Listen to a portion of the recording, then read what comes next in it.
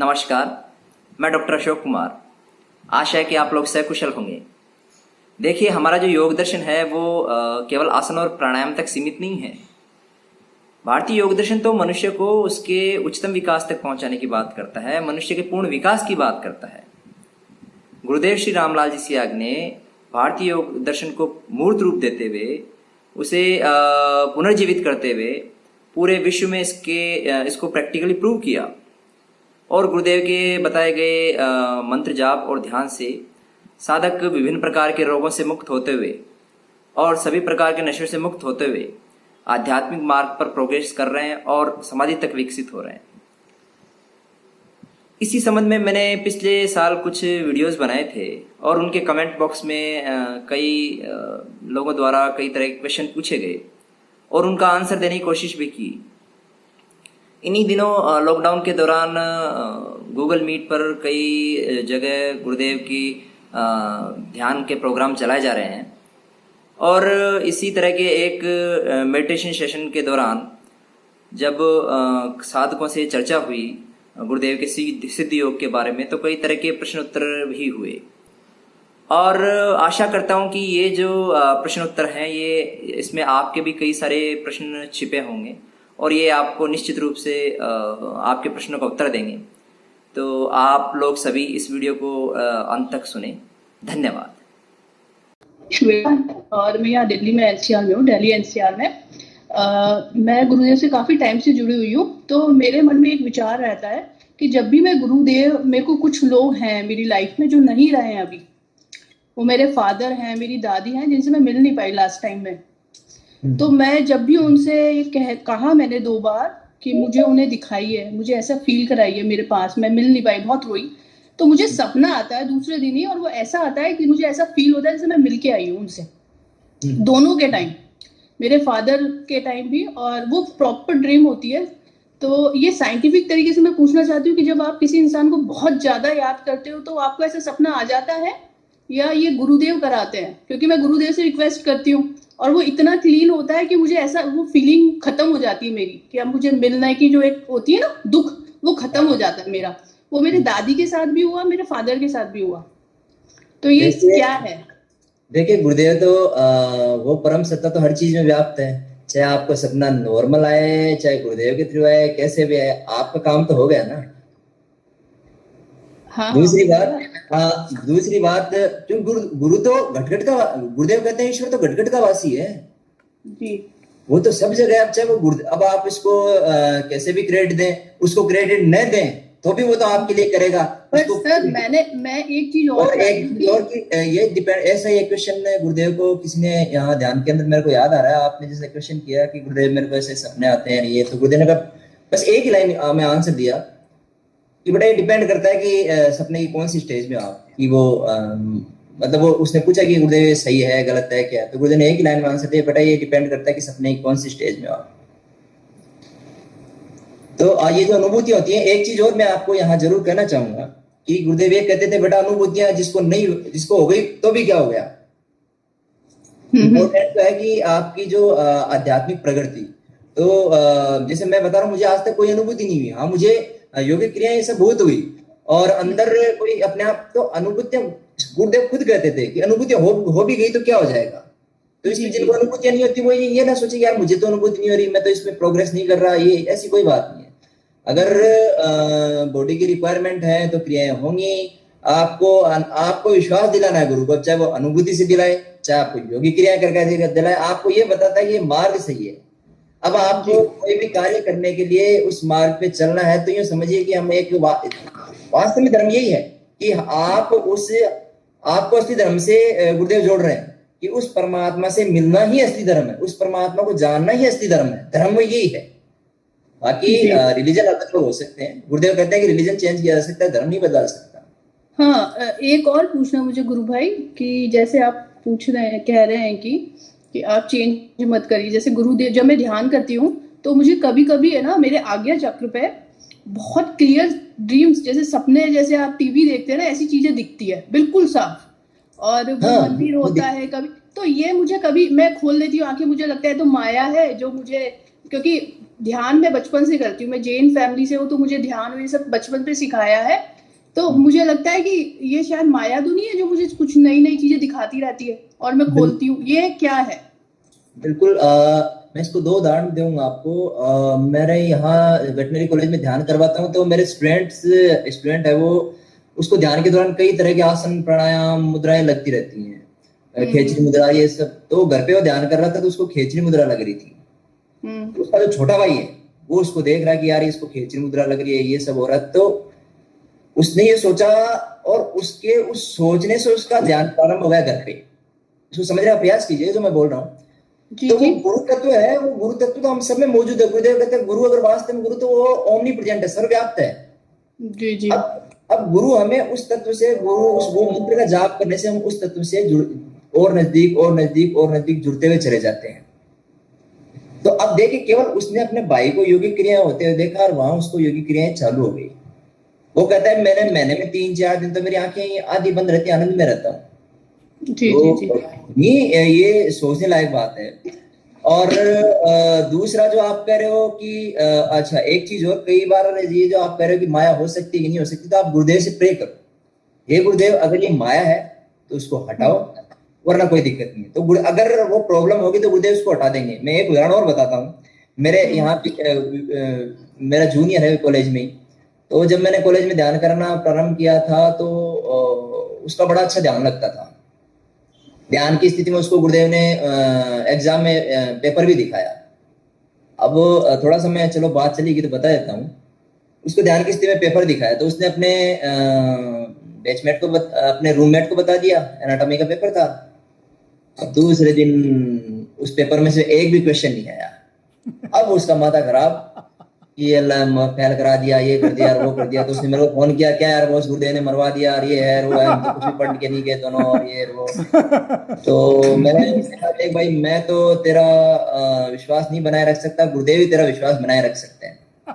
अब मैं भी सोच रहा यार ये क्या हो गया, मतलब ध्यान में दिखता है सही तो होता ही है। अब क्या होता है उसका, एक बार आप अपने माइक को ऑफ कीजिएगा, शायद ये डिस्टर्बेंस आ रही है, तो क्वेश्चन आप ऑन कर लीजिएगा। हाँ, तो क्या होता है कि मैं ये जब वो कॉल करता है तो मैं किसी शादी में होता हूँ, तो मेरा भी शादी से थोड़ा मन उचट हो जाता है, यार ये क्या हो गया।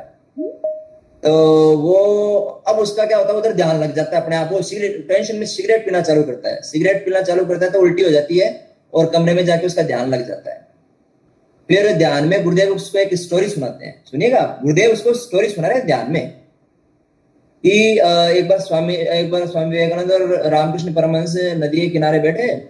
तो रामकृष्ण परमहंस ने विवेकानंद को कहा कि जा उस मगरमच्छ को इधर लेके आ। तो विवेकानंद की हिम्मत नहीं हुई। रामकृष्ण परमहंस ने कहा मैं बोल रहा हूँ ना उसको इधर लेके आ, नहीं हिम्मत हुई। बोला तेरा गुरु बोल रहा है तेरे को इधर लेके आ, नहीं हिम्मत हुई।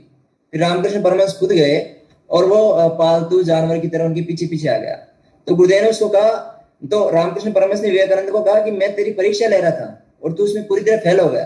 तो गुरुदेव ने उसको कहा उस लड़के को कि मैं भी तेरी एग्जाम ले रहा था और तू उसमें पूरी तरह फेल हो गया, तेरे को मेरे पे विश्वास नहीं है, तेरे नंबर देख लेना। और उन दोनों के 70 से ऊपर मार्क्स थे। मतलब कहने का मतलब ये चीजें हम इनमें सोचने लग जाएंगे, ये क्या हो रहा है, ये क्या नहीं हो रहा। तो गुरुदेव कहते थे इन चीजों की तरफ आपको ध्यान नहीं देना है। ये तो हमें जैसे डेस्टिनेशन पे पहुंचना है, दिल्ली जाना है, कहीं भी जाना है, तो रास्ते में कई मनोरम दृश्य भी आएंगे, कई तरह की चीज स्थितियां भी यही होती है।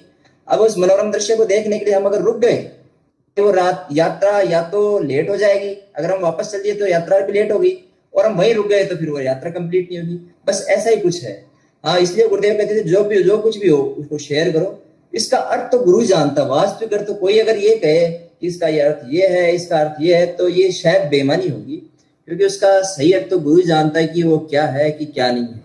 क्योंकि गुरु वो चीज होती है जो हमें, मतलब देखिए, जब आदमी अध्यात्म के लेवल पे जो ऊपर उठता है त्यों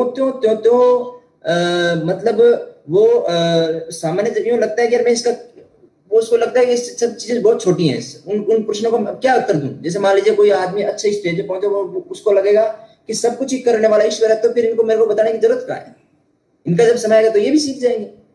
वो तो गुरु एक ऐसी चीज होती है जो अपने उच्चतम लेवल पे होते हुए भी नीचे आके शिष्य की भाषा में उसको बताता है, इसलिए गुरु है। इसलिए तो कहा गया गुरु अनुग्रह करता है।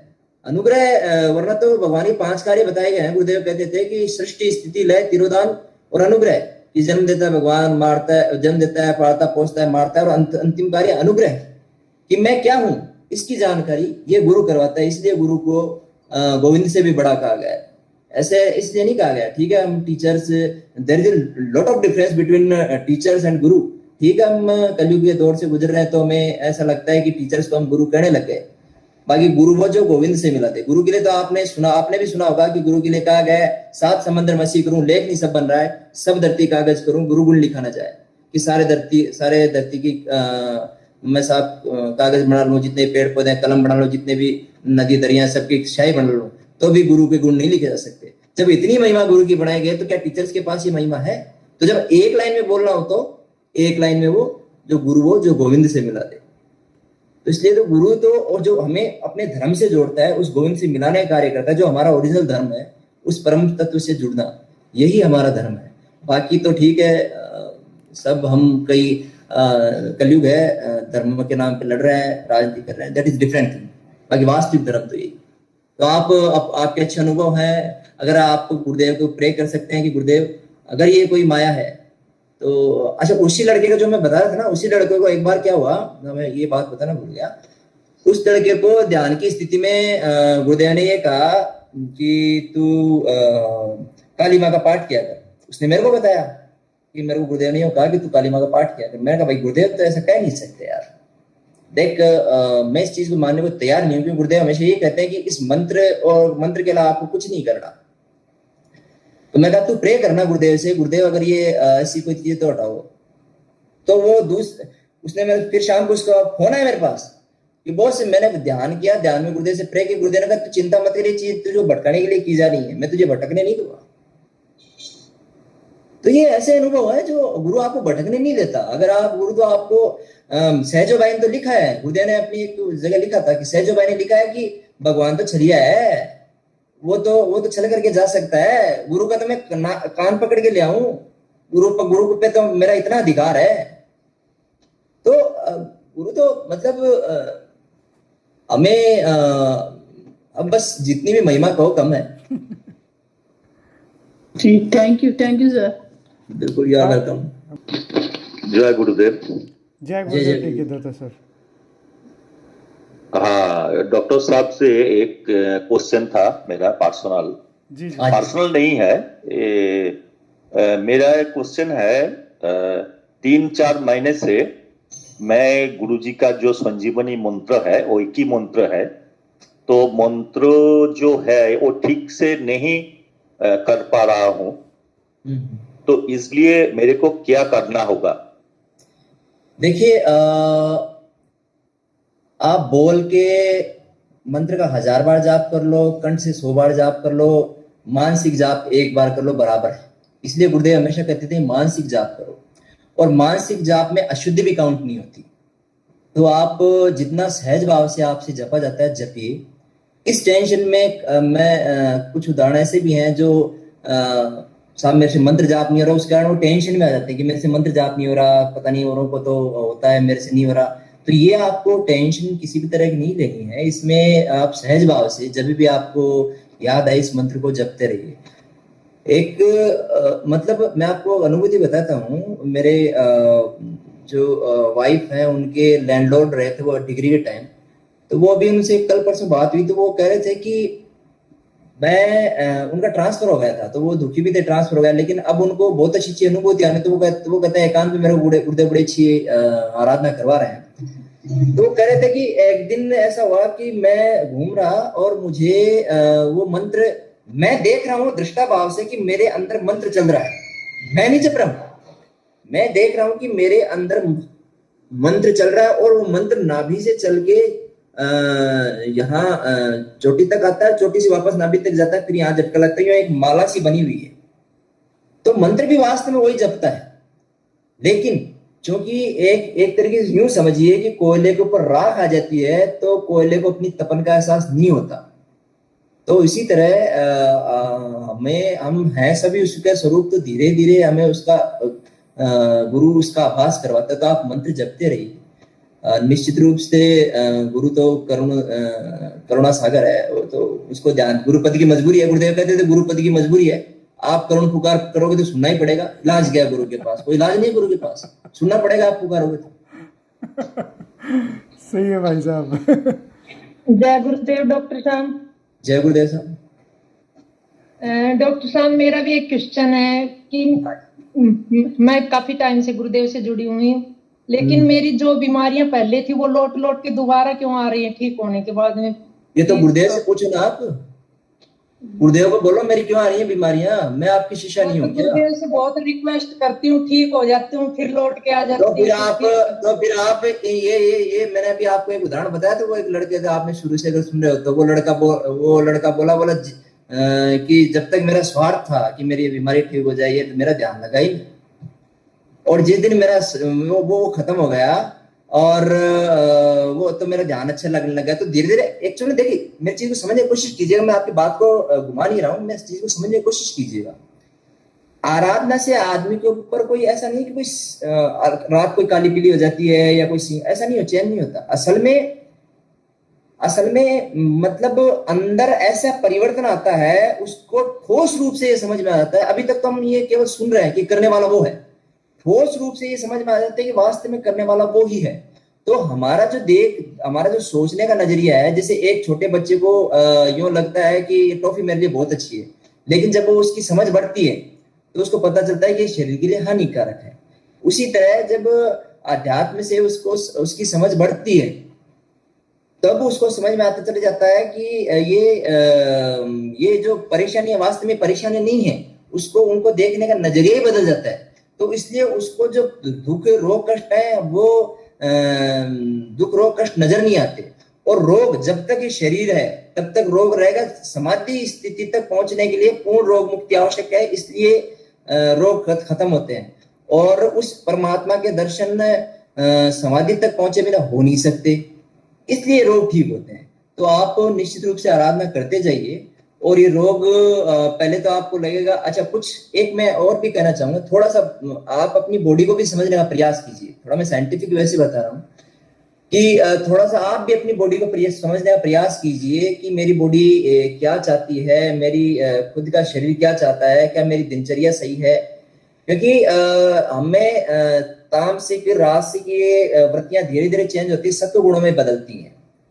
तो मैं यूं नहीं कह रहा कि आप जबरदस्ती कुछ करें, लेकिन कुछ ऐसी चीजें हैं जो हम केवल हमारी दिनचर्या उसमें चेंज करके वो बदलाव आते हैं। वरना अगर हमारी दिनचर्या गलत है तो उस कुंडली शक्ति को ज्यादा मेहनत करनी पड़ रही है। यूं समझ लीजिए आप, छोटी सी मोटी मोटी भाषा में बताऊं, इस कुंडली शक्ति को आपको पहले ठीक करवाने की कोशिश करनी पड़ेगी, वो ठीक करती रहेगी, तब हम उस स्थिति में पहुंचेंगे। मैं केवल समझाने के लिए बता रहा हूँ। बाकी मंत्र जाप और ध्यान से आप गुरुदेव से प्रे कीजिए, गुरुदेव मेरा कैसे ठीक नहीं हो रहा, गुरुदेव मेरे को ठीक कीजिए, वरना मैं तो नहीं मानूंगी आपको। क्यों मानूंगी? तो वो जो बीमारियां लौट के आ रही हैं। अच्छा, एक बार मैं आपको इस बात पे एक और उदाहरण दूंगा। एक कोई चुनीलाल जी गुरुदेव के शिष्य थे, तो उनको लकवा हो गया। लकवा गुरुदेव की आराधना करते करते लकवा हो गया। वो मतलब न केवल उनके लिए शॉकिंग था, बल्कि और दूसरों के लिए भी शॉकिंग था कि आराधना करते करते लकवा कैसे हो गया। गुरुदेव से खूब करते रहे, मंत्र जपते रहे। अब वो घरवाड़े भी कही है वो नहीं यार क्या है तेरे गुरुजी, ये कहते रहे, ताने भी सुनते रहे बेचारे। फिर वो यो सब कुछ दिखा दिए, देख तेरे पास अब मैं ही हूं और कोई नहीं है। तेरे सारे घरवाले भी तेरे को छोड़ के जा रहे हैं, जो तेरे जो दोस्त मित्र कहते थे हम तेरे पे जान छिड़कते हैं करते हैं, भी तेरे को छोड़ के जा रहे हैं। तेरे पास मैं हूँ। एक दिन स्वप्न में गुरुदेव ने उनको दिखाया कि वो गुरुदेव कल के अवतार के रूप में आए और उनके घर की सारी तामसिकताएं अपनी तलवार से खत्म की, और उस दिन के बाद से उनका वो जो लकवा वो ठीक होता चला गया। तो कई बार कर्म संस्कार इतने मजबूत होते हैं कि वो शनै शनै धीरे धीरे खत्म होते हैं। कुछ कर्म संस्कार ऐसे होते हैं जो कि थोड़ी बहुत आराधना से एकदम स्टार्ट ही करते हैं तभी वो खत्म हो जाते हैं। कई बार कर्म संस्कारों का जो वेग होता है वो इतना प्रबल होता है कि उनको समय लगता है उनको खत्म होने में। तो कुछ ऐसा है।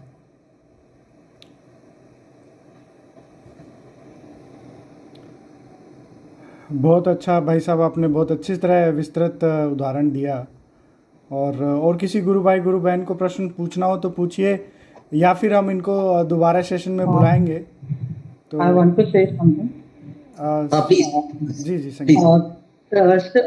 जय गुरुदेव सर। जय गुरुदेव। मेरा भी यही क्वेश्चन है, जैसे आप कहते हैं कि अध्यात्म के लिए गुरुजी से जुड़ना चाहिए, लेकिन अगर हम लोगों को, जैसे किसी को भी, जिसको भी रोग है कोई, तो डेफिनेटली ध्यान आपका रोग पे ही जाएगा। आप नहीं, ये मैं किसी भगवान या गुरु को तो नहीं आपका मानने का मन करेगा और जब तक वो ठीक नहीं होगा। बिल्कुल सही कर रहे हो आपने, बिल्कुल सही क्वेश्चन पुटअप किया। अगर ये क्वेश्चन आप पुटअप नहीं करते थे बात अधूरी रह जाती। बहुत सही क्वेश्चन, सही समय पे। मतलब अगर आपका वो रोग ठीक नहीं हो रहा, परमात्मा के ऊपर जाएगा कि नहीं? बिल्कुल सही क्वेश्चन पूछा। एक बार किसी ने, बीकानेर ध्यान केंद्र की बात बता रहा हूँ आपको, एक बार किसी ने गुरुदेव को समाधि के बारे में पूछा, तो गुरुदेव ने कहा घर में बच्चे भूखे मर गए तो समाधि क्या खाक लगेगी? राइट। तो ये जो जीवन भी तो उसी ने दिया है, इसको इंप्रूव करने की गारंटी भी तो उसी की बनती है। तो निश्चित रूप से रोग ठीक होंगे तो जब आपको कोई रिजल्ट मिलेगा तभी तो आपकी आस्था बनेगी। आस्था बनेगी कैसे? और जब आपका कोई रिजल्ट मिलेगा तो आपकी और आस्था बनेगी, उत्तरोत्तर चलेगा। लेकिन कई बार मैं ये नहीं कह रहा कि आप, मेरा भी तो शुरू में यही था ना कि यार मेरी आंखों में एलर्जी है इसलिए मैं उनसे जुड़ूं। निश्चित रूप से ऐसा मैं ये नहीं करा, लेकिन मैं कह रहा हूँ केवल हम यही मान के चलें कि बस मेरे का तो ये रोग ठीक कर दे फिर मेरी जयराम जी की। लोग ऐसे भी हैं, जो एक फॉरेन का था, कोई एक HIV कैंसर हुआ था उसको, लड़के को, वो उसको डॉक्टर्स ने कह दिया था कि ये 25 दिसंबर नहीं देखेगा, मतलब क्रिसमस नहीं देखेगा जी। अब वो, उसके फादर है, उसने वेबसाइट पे देखा कैंसर क्योर के नाम से कई सारी वेबसाइट, तो उसको जो है गुरुदेव की वेबसाइट दिखी, गुरुदेव की तस्वीर दिखी, तो उस फादर के मन में आया कि वर्ष में यही आदमी है जो तेरे बच्चे को बचा सकता है। तो वो अपने बच्चे को दीक्षा देने के आया यहाँ। अब वो बच्चा उसने क्रिसमस भी देख ली, 6 महीने तक वो काफी इंप्रूवमेंट भी रहा उसमें, कई सारी जो फिजिकल पैरामीटर्स हैं वो भी उसके ठीक आने लगे। लेकिन वहां क्या है, वहां थैंक्स की संस्कृति है, गिफ्ट संस्कृति है ना, कि आपने मेरा कुछ दिया तो मैं भी आपको बदले में कुछ गिफ्ट दे दूं। जबकि गुरु के यहाँ तो कोई गिफ्ट संस्कृति नहीं है। गुरु को तो समर्पण चाहिए, समर्पण के अतिरिक्त कुछ चाहिए नहीं। वो लड़का डेथ हो गई उसकी, क्योंकि जो ही भाव आया कि यार ठीक है इसने मेरे को कुछ दिया, मैं इसको गिफ्ट दे, इतने पैसे वैसे देके नक्की करता हूँ। तो ये जो है, ये सारा काम समर्पण का, इसमें कोई ऐसी बात ही नहीं है। और रिजल्ट मिलेगा तभी तो भरोसा होगा ना। और रिजल्ट का आपको गुरुदेव, अच्छा ऐसी बात नहीं, रिजल्ट आपको जब मेरे एक बार ठीक हुआ, मान लीजिए मुझे कोई रोग एक बार ठीक हुआ, तो आपको ये तो पक्का है कि यार ये लाइन तो ठीक है। अब ये गुरु भी पक्का है। तो महर्षि ने कहा कि अगर आपको ये पता लग जाए कि गुरु समर्थ है तो अन्य भक्त को उसी भक्त हो जाओ। अब वो रोग ठीक करे न करे, अब ये तो महर्षि अरविंद ने कहा, मैं मेरी तरफ से नहीं बोल रहा हूं कि अगर आपको पता लग जाए कि गुरु समर्थ है। अब हमें ये तो पता लग रहा है यार इतने लोग हैं, इतने लोगों का, मेरे भी कभी ना कभी कोई रोग ठीक हुआ है, तो यार इसका मतलब ये गुरु तो समर्थ है। अब मुझे कुछ हो रहा है तो फिर ये इसको भी ये ठीक करेगा। मेरी बात समझ रहे हैं जी? सर एक्चुअली आप बिल्कुल ठीक कह रहे हो, पर मेरा थोड़ा सा मेरी अपनी भी, मैं पिछले 3 महीनों से जुड़ी हूँ, लेकिन मेरे को पहले ही दिन थोड़ा स्किन की प्रॉब्लम काफी चल रही थी, बहुत इचिंग हो रही है सब। But from that day I stopped my medicines and I felt very happy. मेरे को अच्छा लग रहा था कि मुझे बहुत ज्यादा नहीं लेनी पड़ रही। बट अनफॉर्चुनेटली वो फिर से अराइज हो रही है, और I had so many problems जो कि बिल्कुल जिनमें जरा भी फर्क नहीं पड़ रहा। And I am scared of doctors. I don't want to go to any doctor.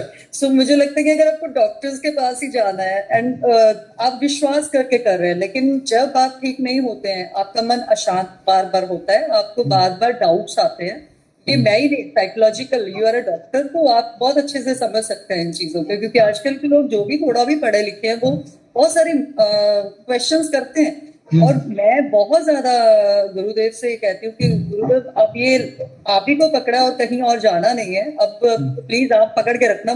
तो मेरा मन तो बार बार अशांत होगा और वो आगे हाँ। अब मैं आपको लेकिन यहाँ क्या किया जाए सर? मैं बिल्कुल डेफिनेटली मैं ठीक होना चाहूंगी पहले।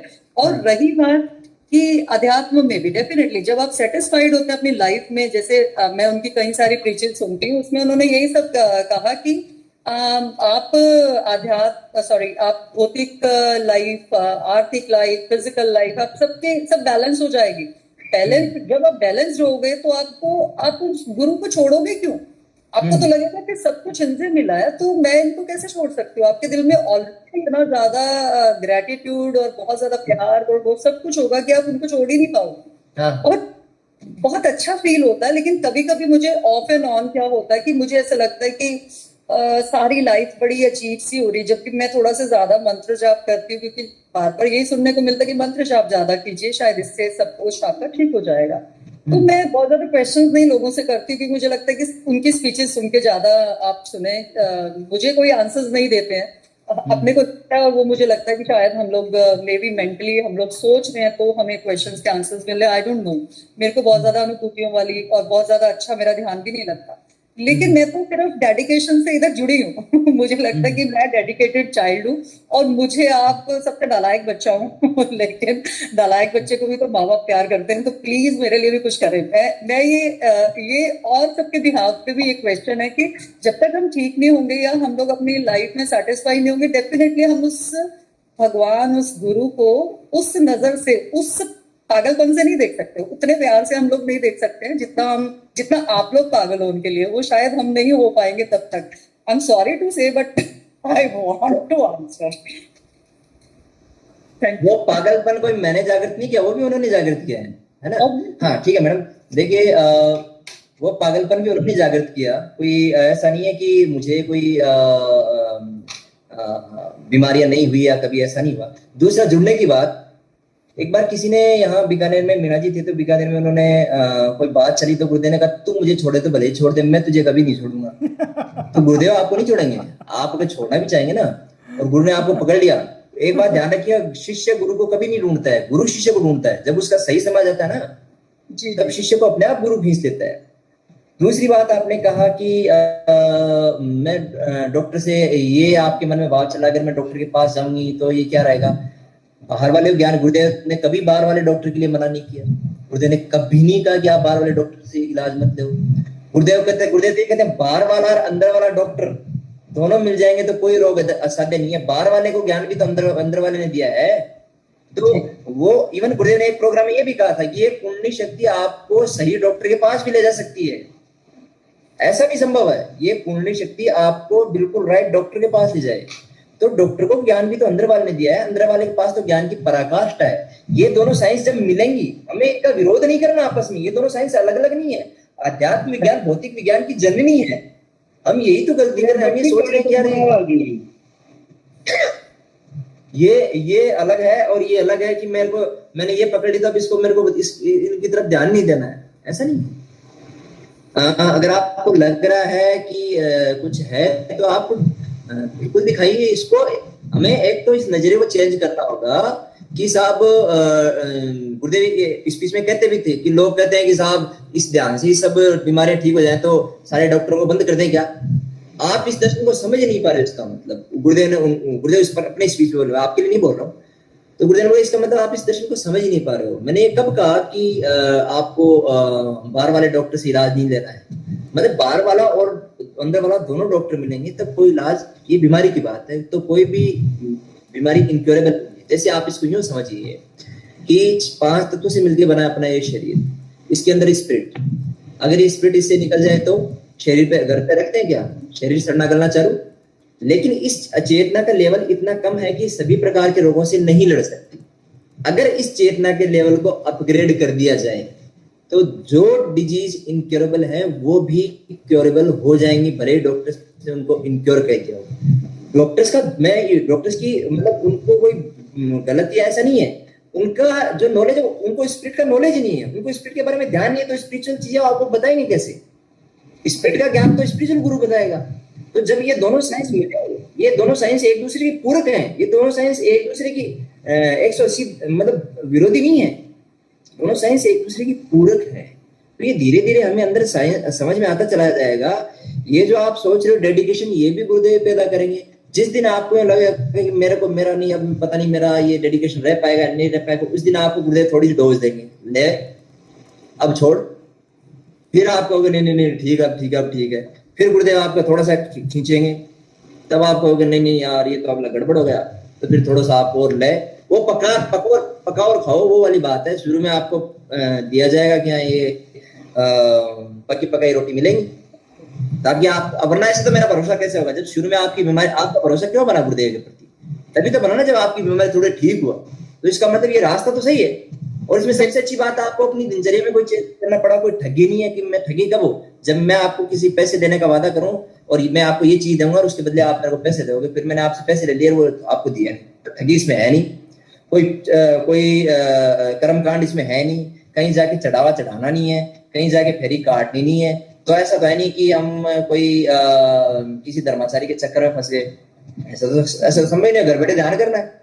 तो जब घर बैठे एक समर्थ गुरु के नाम से ये काम हो रहा है तो क्यों ना करें। जिस जगह अपन 1-2 दिन नहीं नहाते हैं तो शरीर बदबू मारने लग जाता है। तो सोचिए कि अगर ध्यान नहीं करते तो ये आत्मा जो ये ध्यान जो इस आत्मा का स्थान है, तो सोचिए आत्मा कितनी बदबू मारती होगी अगर ध्यान नहीं करे। तो गुरु तो नहीं सर, आप जो कह रहे हैं वो बिल्कुल सही कह रहे हैं। मैं तो बल्कि ध्यान लगे ना लगे, मैं ये कहती हूँ प्लीज मुझे मैं तो जबरदस्ती में 15 मिनट जरूर बैठती हूँ कि नहीं ध्यान लगे तो भी आप लगवाओ, तो लगता है तो जबरदस्ती कुछ मत कीजिए। अगर आप बैठ रहे हो, मैं ये कहती हूँ कि मेरा नहीं लग रहा तो वो भी तो आप ही लगवाओगे ना, आप लगवाओ। और प्रेयर भी यही करती हूँ कि नहीं लग रहा, अच्छा नहीं लग रहा, मान लीजिए आपको डेली गुड़ खाएंगे तो गुड़ का स्वाद कैसे आएगा? जब आपका नहीं लगेगा ध्यान तो आप और प्रे करोगे। प्रार्थना भी अध्यात्म मार्ग में बहुत इंपॉर्टेंट रोल प्ले करती है। आपको डेली गुड़ खाओगे मिलेगा तो आप मजा, बस आपको उस गुड़ की वैल्यू नहीं रहेगी। और फिर आपको थोड़ा सा 2 दिन गुड़ नहीं दिएगा, 4 दिन गुड़ नहीं दिएगा, महीने पर गुड़, तो आप प्रार्थना करो, हे गुरुदेव वो गुड़ दो, हे गुरुदेव वो टेस्ट दो, हे गुरुदेव, तो आप प्रे करोगे। अब जब आप प्रे करोगे तो आपका स्पिरिचुअल लेवल ऊपर बढ़ेगा। मतलब प्रार्थना का भी बहुत बड़ा रोल है। अब प्रार्थना कैसी हो, अब सुनिएगा प्रार्थना कैसी हो। प्रार्थना के लिए गुरुदेव कहते थे करुण पुकार। अब करुण पुकार क्या होती है? करुण पुकार होती है जो हम कह रहे हैं ना कि कर्म संस्कार कई बार बहुत गहरे होते हैं, वो कर्म संस्कार मतलब कई बार जाते नहीं है, रोग खत्म लंबे समय तक खत्म। करुण पुकार क्या होता है? तो गुरुदेव कहते हैं जब प्रसव के दौरान जो माँ पूरी तरह इतनी भयंकर परेशान होती है, वो भगवान से कहती है भगवान बस अब ये निपट जाए।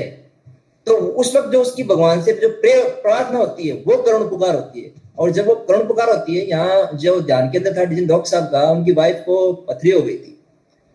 अब उनके चूंकि ध्यान के अंदर उनके मकान में चलता था, तो वो दोनों आके हस्बैंड वो वाई गुरुदेव मेरे पथरी है, तो गुरुदेव को सामने प्रत्यक्ष बोल रही है, और गुरुदेव उसको क्या बोल रहे हैं? गुरु से प्रे करो। मतलब वो गुरुदेव को बोल रही है सामने, गुरुदेव ने गुरु से प्रे करो, ठीक है। अब वो उनको पथरी अंदर दर्द और ऑपरेशन की भी वो हो गई कि साहब अब तो ऑपरेशन होगा, ऑपरेशन की डेट हो गई। अल्लाह साहब डेट हो गई, ठीक है। अब ऑपरेशन टेबल पे जब ले जाने लगे तब हे गुरुदेव वो आपकी करुण पुकार, गुरुदेव अब तो बचाओ। वो जो जितनी अंदर से निकलनी अंदर से निकल गई। अब निकल गई तो डॉक्टर का दिमाग घुमा। डॉक्टर ने कहा यार एक बार दोबारा से सोनोग्राफी कर लेते हैं, वरना ऑपरेशन टेबल पे ले जाता है कोई करता है सोनोग्राफी, बोले एक बार कर लेते हैं। अब वो मिली ही नहीं पथरी, 9 mm की पथरी बच गई ऑपरेशन से। वो तो जो ही वो कई बार बता रहा कर्म संस्कार बड़े गहरे होते हैं, तो इनको केवल बीमारी के रूप में न लें। ये संस्कार कुंडली शक्ति जब जागृत होती है, हमारे कई तरह के कर्म संस्कारों कर्म उनको नष्ट करते हुए, उनको ये ऑब्स्ट्रक्शंस हैं इनको खत्म करते हुए चलती है। और कई बार क्या होता है कि जब कई साधक, मतलब कुछ पुरानी बात बता रहा हूँ, मतलब चाह के भी नाम जब तो गुरुदेव हवन भी करते थे। मतलब वो हवन ने एक तरीके से क्या होता है उसको बाहर से थोड़ी सी, क्योंकि हवन तो सबसे श्रेष्ठ हवन यही है कि हम अंदर नाम जप कर रहे हैं। इसको गीता में जैसे गुरुदेव बताते हैं, इसको जपों में मैं जप यज्ञ हूँ, इसको सबसे श्रेष्ठ हवन कहा गया है। तो आप सबसे श्रेष्ठ हवन कर रहे हैं गुरु से। न तो मैं आपकी आस्था बना सकता हूँ, न इस ग्रुप में कोई बैठा हुआ आपकी आस्था मेंटेन रख सकता है। आप जानो और गुरुदेव जाने। सीधी बात है कि आपकी गुरुदेव से डायरेक्ट लिंक, गुरुदेव का आपसे डायरेक्ट लिंक, वही तो आपकी आस्था बढ़ाएंगे और वही आपकी आस्था रोके रखेंगे। ठीक है, मैंने आपको 2 बातें बता दी, तो हो सकता है 2 दिन प्रभावी हो, 3 दिन प्रभावी हो, लेकिन वो चाहेंगे ना, वो न तो आपकी आस्था टूटने देंगे ना आपको कहीं जाने देंगे। आप जाके देख लेना, उनकी मर्जी जाके देख लेना, नहीं जाने देंगे आपको।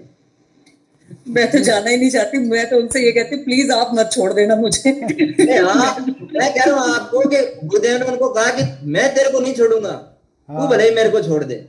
तो गुरुदेव तो ये कहते थे। और आप, मैं कह रहा हूँ कि गुरुदेव मतलब शिष्य गुरु को ढूंढते ही नहीं, तो आप में थोड़ी ढूंढते हैं, गुरु ढूंढते हैं जब सही समय आता है तो गुरु ढूंढे तो वो छोड़ेगा कैसे उसको। विवेकानंद भी बात की कि प्रत्येक जो कण है, प्रत्येक कण, इवन मिट्टी का कण, वो मोक्ष की तरफ बढ़ रहा है। अरविंद ने भी लिखी है बात, हम सभी मोक्ष की तरफ बढ़ रहे हैं। तो हम पूर्व जन्म के संस्कारों के तहत मरने के बाद हम कहते हैं कि कोई चीज नहीं बचती। हाँ, एक चीज जरूर बचती है, वो है हमारे आराधना। गुरुदेव कहते हैं अपने स्पीच में कि अर्जुन ने पूछा भगवान से, भगवान अगर कोई योगी योग रुष्ट हो जाए तो क्या सब कुछ किया वो खत्म? बोल नहीं, अगले जन्म में वो वहां से चालू करेगा जहां पीछे छोड़ा था, उसको ऐसी परिस्थितियां प्रोवाइड करवाई जाएंगी। तो आप सबकी अपने हम सब अपने अपने लेवल पे हैं। गुरु को आपका, मैं या पंकज या कोई भी आपकी, हम नहीं मेंटेन रखें। मैंने बताया ना उस लड़के को, मैंने कहा कि भाई मैं तो तेरी आस्था देख बनाए नहीं रख सकता, गुरुदेव तेरी आस्था बनाए रखते हैं। गुरुदेव ने बिठा दिया ना ध्यान में, उसको सुना दी ना उसको कहानी और बता दिया उसको, अब जा तो कैसे जाता है। तो वो तो गुरुदेव करेंगे आपको, मैं कोई दूसरा ना करेगा। जी भाई साहब, बहुत सुंदर बताया आपने। सेकंड का ही है वो, ऐसा कोई मेरा बड़ा क्वेश्चन नहीं था, मेरे सवालों के जवाब आ गए सारे। जी भाई साहब, बताइए। सॉरी सर, डॉक्टर साहब, मैं जिसको भी बताता हूँ कोई करता ही नहीं, कोई 1 दिन करता है, कोई 4 दिन करके छोड़ता है। आज भी मैं तो अजय मत करने दो, कौन सा अपने बेटी का ब्याह है, कीड़ा चावल थोड़ी देना है, करेगा तो जब गुरु शिष्य को ढूंढता है तो आपकी मेरी क्या है, हमारा काम पोस्टमैन का होता है। देखिए मेरी बातों के, मेरे वर्ड्स पे नहीं जाइएगा, हमारा काम है पोस्टमैन का। पोस्टमैन क्या करता है? पोस्टमैन चिट्ठी पहुंचा देता है, अब उसको पढ़े नहीं पढ़े। गुरुदेव एक बार कहा था गुरुदेव ने कि आप 1000 आदमी को बताते हो, उसमें से 100 आदमी मेरे पास आते हैं और मेरे काम के 2-3 ही होते हैं उसमें से, तो आप देख लीजिए। तो नाए आप मतलब हमें हमारी आराधना जो है वो बड़ी इंपॉर्टेंट है कि हम हमारी आराधना रेगुलर कर रहे हैं कि नहीं कर। कोई बात नहीं आए तो हम आ जाएगा, जब उसका समय तब आ जाएगा। हो सकता है उसका अभी समय न हो, बाद में आ जाएगा। मेरे को भी तो 6 महीने तक उसी मित्र ने कहा था कि यार मैं तो इनको जानता ही नहीं हूँ, और वो 6 महीने बाद वही मित्र आके बोलता है कि इनसे तो मेरी दीक्षा ली हुई है। तो समय प्रधानता तो है ही। देखिए जब उसका उन जिनको आप बता रहे उनका समय आएगा तो वो भी जुड़ जाएंगे। कोई चिंता की कोई बात ही नहीं है। गुरु शिष्य को जब ढूंढता है तो फिर तो कोई चिंता है नहीं। गुरुदेव जाने बड़ी, गुरुदेव कहते हैं मेरे को इस फोर्स को मूव करने के लिए किसी इंस्ट्रूमेंट की जरूरत नहीं है। गुरुदेव कहते थे ये बात कि कोई अगर ये सोचे ना कि मैं ये कार्य कर रहा हूं तो वो गलत सोच रहा है। मैं चाहूं तो पत्थरों से काम करवा लूं।